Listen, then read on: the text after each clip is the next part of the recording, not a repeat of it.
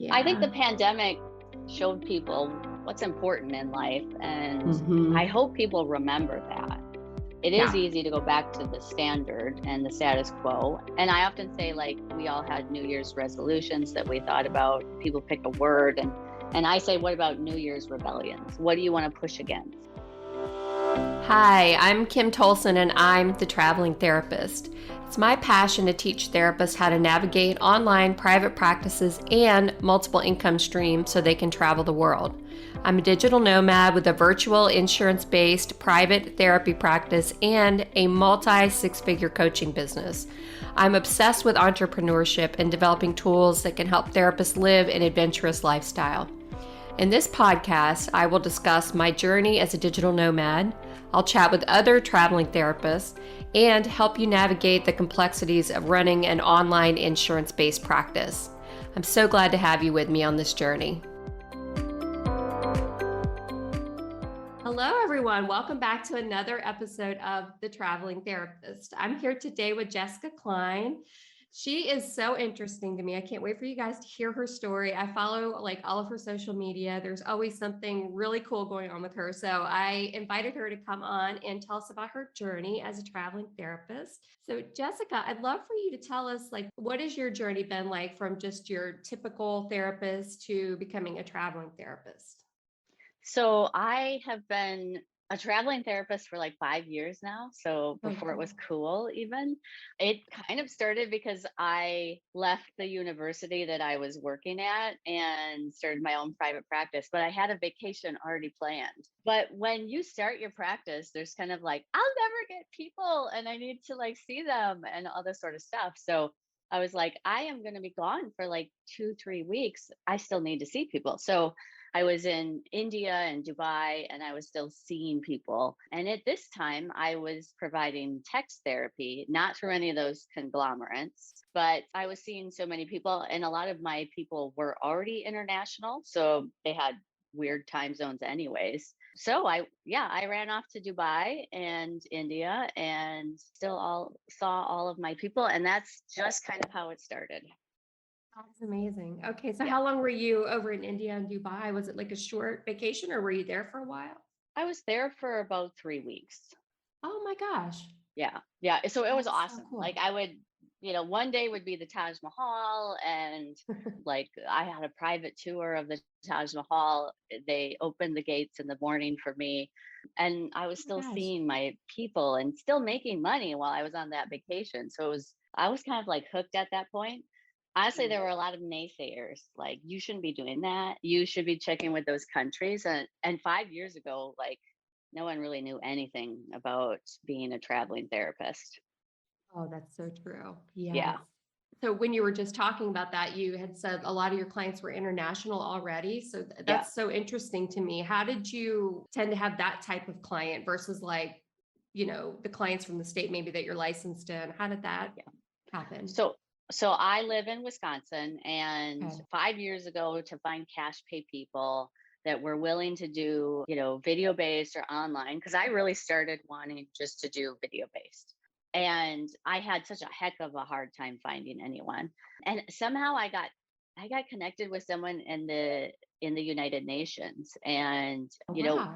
one person is able to see you and they're international and they're an expat, and they're like, they share your info with a coworker, and it kind of just like built through that naturally. So it was really cool.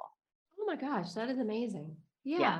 I have lots of secrets buried deep inside of me I from bet. so many people's fascinating careers, celebrities, all sorts of stuff. Yeah. Oh, wow. That's Yeah. amazing. Yeah.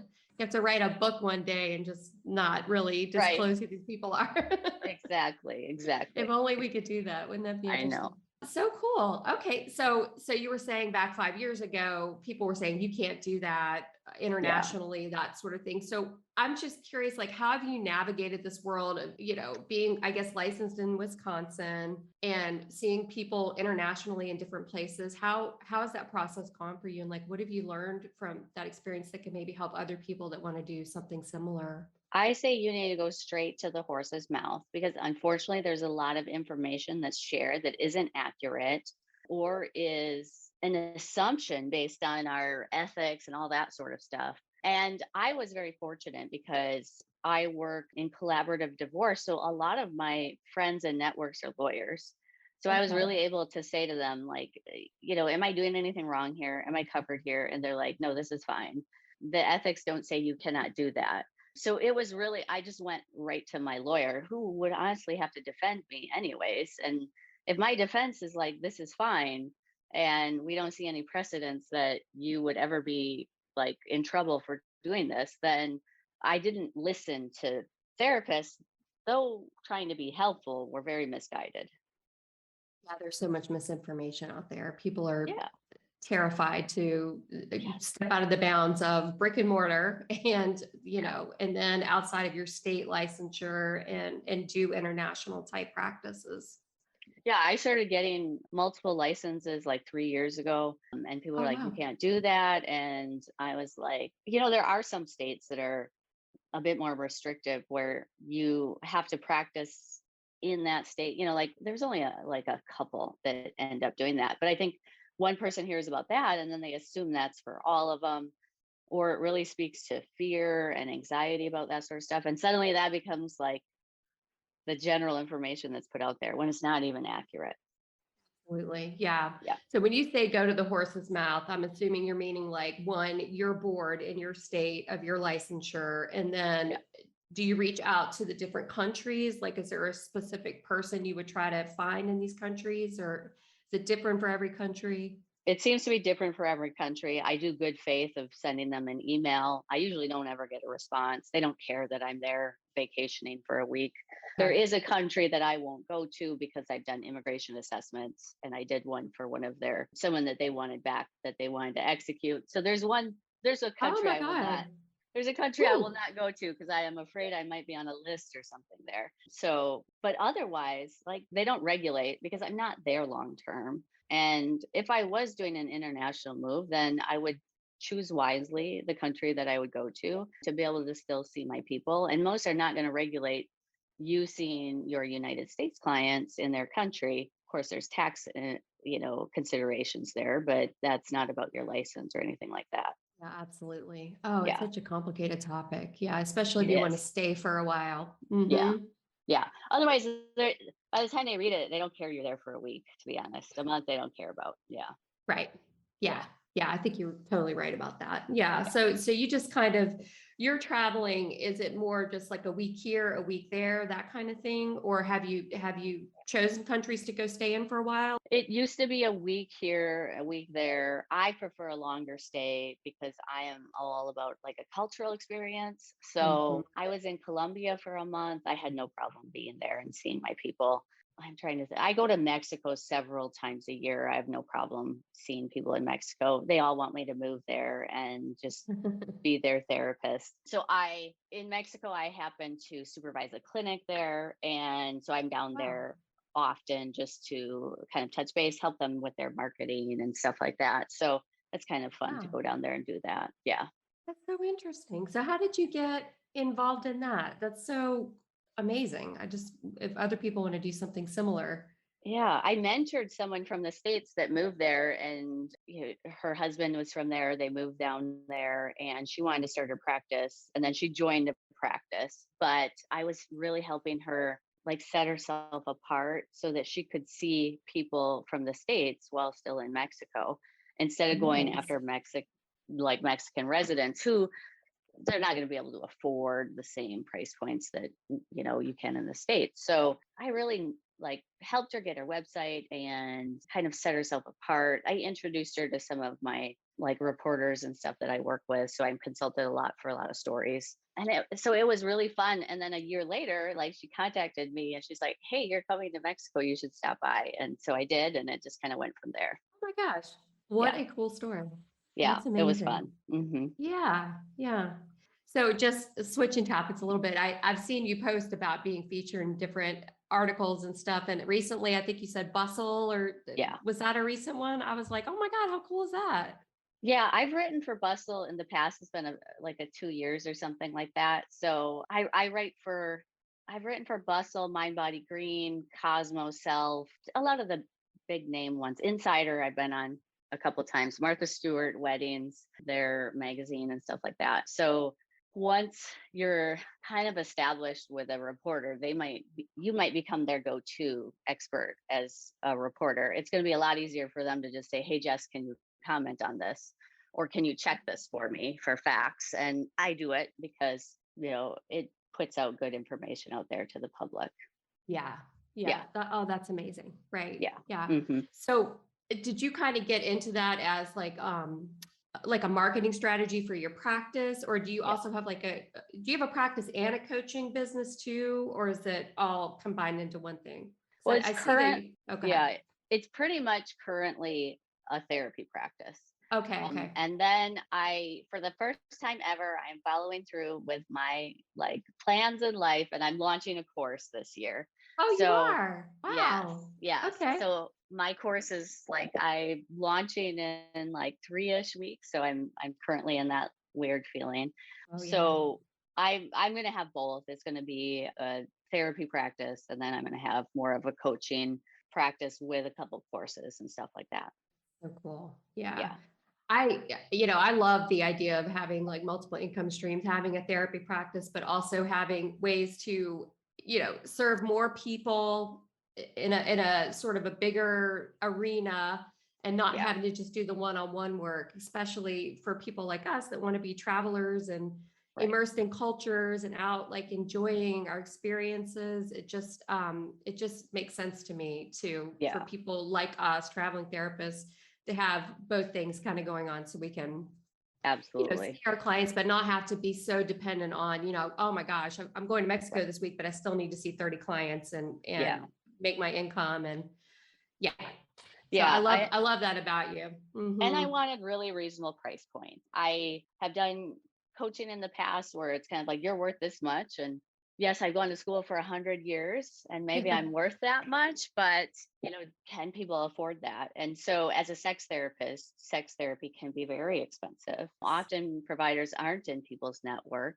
And I find a lot of people are a little bit scared to even be seen for it. They almost think my stuff has to be so bad that I'll go to this woman who's going to dig into my sex life. So I wanted to make a course, especially for women, just to help them. I call it living a turned on life. So so part of it is bringing sexual vitality back into your life. But also I see that I live my life in a certain way, and I get messages from people that they're jealous, they're envious, I'm traveling and all this sort of stuff. I feel like that's part of my turned on life is I've got an amazing life, have an amazing sex life too. I think we all are deserving of that. Oh, that's so cool. Yeah. That's going to be amazing. Yeah. So launching in 3 weeks. So. Yes. Yes, it definitely will be. And it's so smart to do that, especially since you've already leveraged yourself with the media, and you've got a great outlet for this. I think, if people can get in with different, like you said, particular reporters, that sort of thing, it can really help boost your career, especially a coaching career, because you can serve people all over the world. You don't have to worry about, where you're licensed and all that stuff, and it being a therapy type topic. Exactly. Yeah. Mm-hmm. I'm doing that course. And then in the end of February, I'm opening up my yoga nidra. They're not courses. They're kind of a group. So nice. I'm opening those up, and I'm doing one for therapists and then one for the general public. The therapist one is going to be compassionately rest and reset. We're all so freaking burnt out. Yoga Nidra is so wonderful. And I'm working on my, certification as a Daring to Rest facilitator. So she's helping me craft one that is just really for therapists or nurses or doctors that have been just given their all for the last 2 years. Oh my gosh, that's amazing. So will it be a live session that you join? Oh my gosh, neat. Yeah, it'll be, one live session every week, and then you get the recording from the session and you practice that all week. So it's kind of like a 6-week challenge of working on rest every day, just so you can bring it back into your life. You can't, I don't want to say can't, because I really don't like to say can't, won't, those sort of things, but it's really hard to be creative and all this sort of wonderful juiciness of life when you're not well rested. It's hard to travel when you're not well rested. You started exhausted and you're I need a whole like 2 weeks just to sleep and then like get out there and do stuff. So part of me doing the program was making me rest. So it was super cool. Absolutely. It seems Yeah. like all the best courses come from that, Yeah. like from our own like struggles and journeys. And we develop this content out of like, gosh, I wish I'd had this when I needed it kind of thing. Yeah. Yeah. Yeah. And I love my programming because like you, I use hypnosis and I think that accesses just parts that talk therapy doesn't. So even in Magically Orgasmic, it's it's tapping and it's, it's here and now work, but it's also working with the subconscious. Yoga Nidra, I think, is similar to that in a way that, you're allowing people to rest. And as we know, as you're starting to sleep, that's when you can really weave in new patterns, new ways of thinking when people are resting. Mhm. Yeah. Absolutely. Oh, that's Yeah. amazing. Oh, I cannot wait for these to come out. I know. Same, same. Yeah. But you mentioned like, oh, you're in that place, like 3 weeks to launch. That's Yes. always a roller coaster. It seems like for me I'm anyway. like, I should be doing more. I should have done this. I should, it's a lot of shoulds. Hmm. And then it's kind of like no one's going to buy it. You feel like that kid going to school where no one's going to like you. And then you're like, I don't want to do it anymore. Like I legit texted my business person and I said, I just want to give up everything and live in a ditch this week. Or I'm going to marry a millionaire. That isn't working yet, and I'm not going to live in a ditch. I'm very bougie, so the ditch life ain't for me. So Right. it was kind of like, I just want to run away. Yeah. I swear I can relate so much. Like I've got a couple of like, I call them like my business besties, and we all do launches. And luckily we don't do them at the same time because we'd probably lose our minds, but we're, Right. it's so important to have like a support group around this stuff. Cause I don't know, people maybe don't realize how just hard and scary it is just to put yourself out there, even though, it's good, you put your heart into it, but it's still that like fear of what if nobody likes it, Right. or buys it, or and it gets tied to, for me, like my self-worth and, Yeah. and it's just like such a roller coaster. And then I go through I'm just going to burn it all down. Why am I doing this? I could just see clients and not worry about it, so it's the whole thing. Yeah. And my first degree is in business. So, and Oh, wow. finance. So I know marketing. And then it's like you become a therapist so much, you forget what marketing is really like. And it's a skill that a lot of therapists, it would, it would really benefit them if they learned more about the marketing and stuff like that. And it's great to put your psych today up and you're full, but at some point, you might want something more or something different. And it's important to create that so that you can travel. I was in Hawaii for a month. Yes. I had my plastic surgery and I recovered in Hawaii. Not like a shame recovery, but like I feel like vitamin D helps you recover. So that was Yes. my thought on that. I would rather be Nice. in Hawaii on the beach recovering than anywhere else. So Heck I yeah. think it's important that therapists are, figuring out what they want and what their life, Mhm. like a turned on life, and how to get there, and bridging that gap is important. Yeah. Yeah. Oh, I love that so much. So yeah, so it sounds like, I mean, have you always just been like, I'm just going to follow this dream. I'm going to do me. I'm going to not listen to the naysayers. Or how did you get past that? Because it sounds like you're I, so adventurous now and like, yeah, whatever, I'm doing it. I'm a rebel by nature, but if you knew me as a young person, I was not outwardly a rebel. Like I grew up as a rebel, but a shy, introverted, quiet rebel. So no one knew I hated listening to people.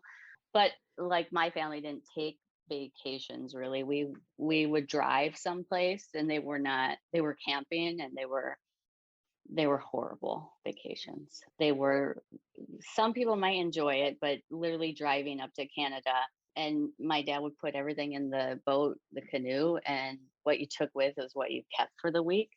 Um, Wow. and we would be on the boat until we found an island, and we would stay on an island. So it's not even a place with a shelter or an outhouse or anything. It was roughing it, truly. And if you Wow. didn't catch any fish, you did not eat that day.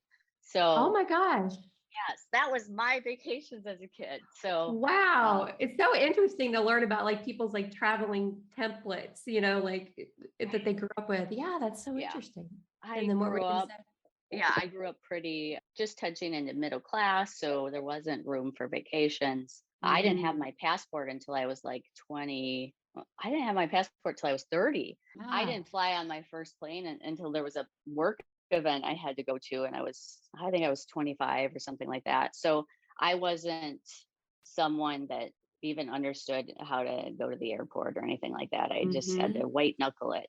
And it was kind of like my first real vacation and stuff like that. I started to become really interested in traveling more and more and more. And then as my daughter got older, I was much more comfortable just leaving her with someone and traveling. And I legit just had a friend and I met her. I worked at the county and I met her like a week and she's like, I'm retiring and going to Mexico. Do you want to come with? And I'm like, yes, I don't really know you, but I will. And she legit like she I just had to pay for my flight. And I'm like, well, of course, Wow. if anyone invites me somewhere, I will go.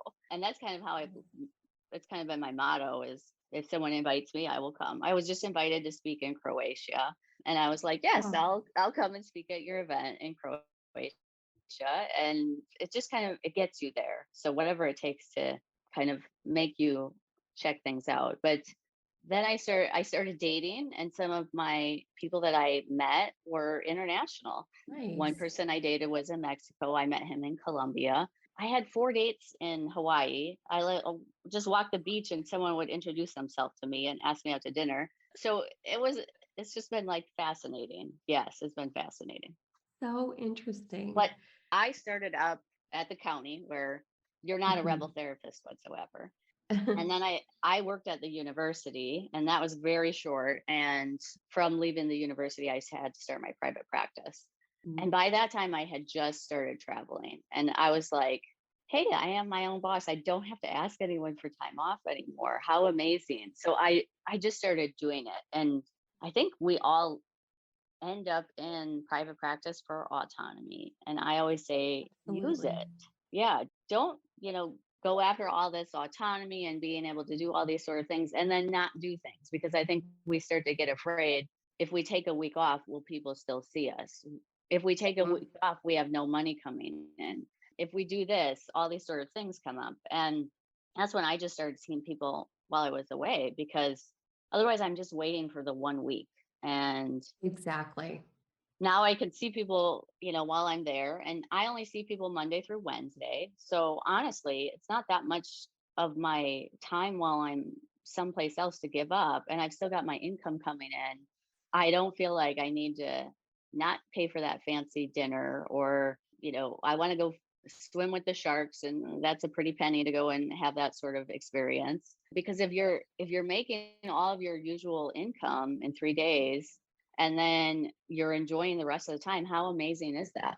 Unbelievably amazing. Yeah. Yeah, that's what I think. Yeah. Right. And so now I'm addicted. I'm hooked. Yeah. I don't want I I'm right there with you. I don't want a regular life now. No. It's hard to date because I date people and I'm like, well, how many vacations do you have? And they're like, I take usually like one on a trip and then I take a week, with friend, and I'm like, oh, I travel every month. How is this going to work? So Yes. it's almost like you have to find a partner or a friend or someone that is also thinks like you. So find other people that think like you. I think that's really important. Mhm. Oh, that's such an important thing to consider. It really is because, like, I'm writing a course, like the traveling therapist course, and one of the people I had in there, she actually focuses on different relationship styles around traveling. It's like so Yeah. important. You don't really think about, I need a partner that wants this lifestyle because you're right. If I met somebody and they were like, well, yeah, I get 1 week of vacation a year, and I'd be like, no, that's not. Right. No, and you have to go to the office every day, and that's just you're not my ideal partner for sure. Exactly. Yeah. And either you're there without your partner or Yeah, you're away from a relationship all the time. And that, you right. know, that's taxing and resentment builds up very easily from those sort of situations, even though Mhm. at first they're like, and I've had that happen. At first someone is Yeah, like, I'm fine with it. But in the reality of it, you're on Instagram and you got these beautiful pictures and they're going to an office and they don't have maybe the same income levels or stuff like that, it starts to get an icky feeling. And I don't want to have to limit my life just for someone else. Absolutely. Yeah. Yeah. So important. I feel so lucky to have the partner I do, because he's adventurous and can work online and from anywhere and has Yes. good income. And, we don't have to worry. I have a lot of gratitude for that. And, for the people that are, trying to date or, travel soloing, it's interesting to see how this goes, Yeah. I waited for people to come with me a lot. And then Uh-huh. I just started feeling like, honestly, if I'm going to get murdered, I'm going to get murdered when I take the wrong turn through Chicago. I worked in Yeah. inner city Milwaukee. Mm-hmm. I had an office down there. Like I'm just kind of the frame of mind that I'm going to get murdered. There's a potential to be murdered anywhere. There's a potential for an accident to happen anywhere.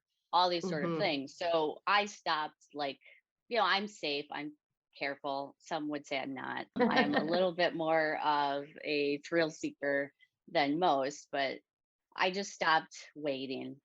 And I think that's kind of like a good takeaway for people, is just stop Love waiting and that. start doing. Yeah. I love that so much. Yeah. Cause, I look at my dad, right? Who's like 75 and, finally retired, but he's still trying to like downsize to a house, and he's never traveled. He's never been able to live these dreams that he wants to live. And now, it's hard for him to walk around, and, it's just Yes. like, just do it now, live your life Yeah. while you're able to just like enjoy it and Oh yeah. physically be able to do it. Yeah. Yeah. You always like hear a lot of stories about people that unfortunately pass shortly after retiring. And that's Yeah. one of my fears in life, is that I'm going to put things off and then there's not going to be the opportunity. So I'm much more of the frame of mind of do it now, do it scared, do it now, and then you'll become comfortable with it. Yeah. Love that. Yeah. Yeah. I still save for retirement because I probably will be like Me too. Golden Girls age, and I don't want to live in like a shithole place. But I do think it really is, like, for therapists, especially, figure out your money so that you are putting into retirement and you are putting into your life now, because it's important to be, living for today, not a year from now, 5 years from now, 20 years from now. Mm, Yeah. absolutely. Hmm. So true. Yeah. Right. Yeah. We don't want like scarcity mindset on our travels. That's Yes. total like life libido killer, is to like take that trip and be like, no, I shouldn't do this. I shouldn't buy this. I don't want to do that. I don't have enough money coming in. Well, the trip is restorative. It's learning. It's cultural. It's all these sort of reasons you go somewhere. And if you're just sitting in your hotel or on the beach, you're not in alignment with it then. Yeah. Absolutely. I feel the same Yeah. way. Yeah. You've got to have that abundance mindset and Right.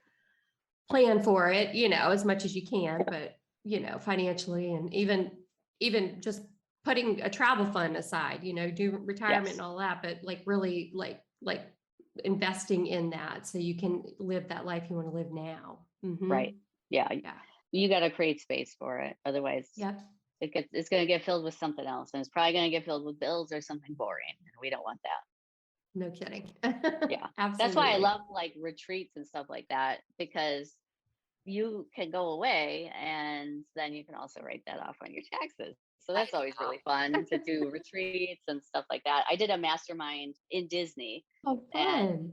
yeah, so part of my mastermind, my person like got us, I don't know what they're called, but they're like these special guides that take you through Disney, and they get you on every ride and they get you backstage to stuff. Oh, And nice. so she's one of those club members of Disney, and she was able to get us a guide for the day. And we had parties. We had like, I didn't know that Disney ever shuts down, but somehow she managed to get them to shut down. And we had a ride that was just dedicated for us and a party there. And Oh, it was amazing. It's like business building, and then it's relationships, because these people you want to really cultivate amazing relationships with. And then it's fun. And I think those are great. I would rather go to something like that than the CEU course at the local university that's boring oh, as hell and you don't oh, remember anything from it anymore. Yeah. oh my gosh. Oh, that's such a good point, tip, whatever we want to call it. Yes, Yeah. definitely. You want to travel and have a way to write it off, look into retreats and that sort of thing. That's such a Yes. good idea. Yeah. Mm-hmm. Hmm. Yeah. And network. Yeah. Yes. Yeah, exactly. Oh my gosh. Yeah. I love that. So when's your next trip? Do you have something coming up, or are you kind of in the planning phases? Well, I was supposed to be in Colombia right now. Okay. Yeah, but then I got COVID for Christmas, and then I Mm, just mm. decided like I'm gonna cancel it because international travel, you have to have that COVID test to get back into the country. And I was just like, I don't want to be stressed, like thinking I won't pass a test or something comes up like that. Yeah. So, since I was supposed to be there now, I don't have anything currently planned. Then I'm launching. So, I like to be stable while I launch. Otherwise, I get a little Yeah. bit, "Wah," and my brain is Sure. mush. Yeah.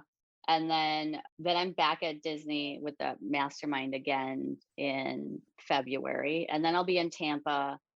I need some sun. I Mm. need some vitamin D here. Yeah, from Wisconsin. My daughter's in Savannah, so I'll go to Savannah. And then a colleague was inviting me to New Orleans, and I love me some beignets and coffee. So I'll probably go down there for a bit. And then I go to Mexico every spring. And I usually do, I'm looking at buying a condo down in Mexico just to have Yeah. something and then Airbnb that out, and it'll be part of my investment sort of portfolio. So I'm always available to fly down to Mexico quickly to look at a property, Nice. even though I've tried not to do international travel until this Omicron thing is done. I call it Omicron. I don't know. Someone said it to me, and now I don't call it the regular name. And so if I say Omicron, that's what I'm talking about. Yeah.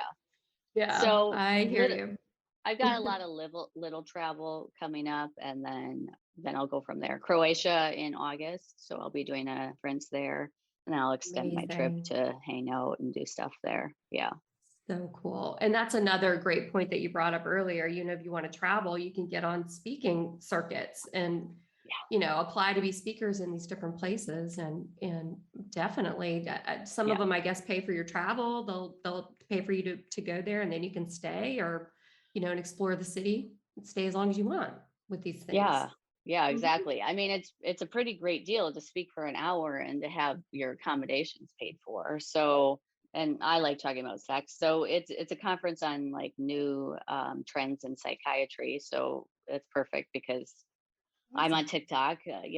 TikTok psychiatry is real. How many people are Yeah. accessing, all these social mediums to learn about their mental health? So I think it's fascinating. Telehealth is, the new trend. Actually, it's the new norm, text-based services. So, it'll be a really fun conference to speak at because it will be about what are the new trends in psychiatry, which is obviously very close to therapy. Yeah. Yeah. Wow. Yeah. Amazing. Such a great idea and such a good tip for people to follow up on if they like speaking and Yes. presenting at conferences. Me, I would never do that because it terrifies me. But I'll have to good do for a you. hypnosis. I'll have to have a recorded hypnosis. I am a terrible public speaker. Are you? Oh Yes, gosh. I hate public speaking. I'm a Oh. highly sensitive person. I get anxiety about those sort of things, so that I'm out of my Mhm. element. But I just do it. The more you do it, the better you Yeah. get at it. I don't think I'll ever be Brene Brown at it, but if I get just a little bit better every time, then that'll be great. So it's not something that I like focus on as like I would love to do that. That's something I love to Mhm. do. It's just kind of a side benefit of That's so being out cool. there. Yeah. Yeah. Good for you. So Thank you you. just really are living fearlessly. I think it's amazing. Yes. Yeah. I'm hitting 40 this year. Oh, I better just live fearlessly at this point, yes. Yeah. Absolutely. Yeah. Absolutely. I think Yeah. the pandemic like showed people what's important in life, and I Hmm. hope people remember that. It is Yeah. easy to go back to the standard and the status quo. And I often say like we all had New Year's resolutions that we thought about. People pick a word, and I say, what about New Year's rebellions? What do you want to push against? What do you want to get rid of in your life? You know, it's really like what status quo are you wanting to get rid of? Because through travel, I see so many other cultures. And I got to Hmm. say, in the States, we're really doing it maybe wrong and kind of bizarre. It's such a focus on work and Hmm. more work, and you're available on the weekend. Well, when do you ever get rest then? Yeah. Yeah. Oh, yeah. Absolutely. Yeah. So important to remember. Mhm. Thank you so much. You're welcome. Where can people find you if they want to like get your courses or follow you on TikTok, all of that? Yeah. Where can they find you? TikTok, I am the intimacy expert. I'm also on Instagram. It's just about sex, but I'm thinking about changing that name because I get penalized for using the word sex. So it'll be, it'll be, I might just change it to my name, Jessica Klein. And then my website is Jess Klein, and Magically Rested is going to be my yoga course offerings. And then Magically Orgasmic is the name of my orgasmic turned on life course that's coming out soon. I love that. Oh Yeah. my gosh. Okay. And all of that can be found on your website, I guess, or? All on my website. I'm pretty active on my social. My TikTok is the most well-known thing. So if you like watching funny videos about sex and stuff like that, that's TikTok is pretty fun to be on. And yes, you can find everything on any of my socials. Yeah. Okay. Thank you so much. I really appreciate you talking to us today. Yes. I love talking about travel. So this was fun. Yes. Thank you. I do too. And I love the life you're living, and I just can't wait to keep following you and see what you get up to next. Yeah. Hopefully it'll be fun, and pretty dresses. That's yes. You always look so beautiful. I have a wardrobe that's like winter or Wisconsin wardrobe, and it's black and it's kind of like that. And then all of a sudden it's like crazy elaborate dresses and stuff like that. So it's like I have two different personalities. Yeah. Yes. Oh my gosh. You guys will love the outfits she wears. She always looks so beautiful and just put together and tropical, and it's just amazing. Thank you so much. Thank you so much for listening to the Traveling Therapist podcast. For show notes, links, and downloads, head over to thetravelingtherapist.com, where you'll be able to learn more about my journey, the courses I've created for you, and other exciting resources to make your dreams become a reality. If you've enjoyed this episode, please share with your traveling therapist friends, subscribe to the podcast, and if you love this episode, please leave a review.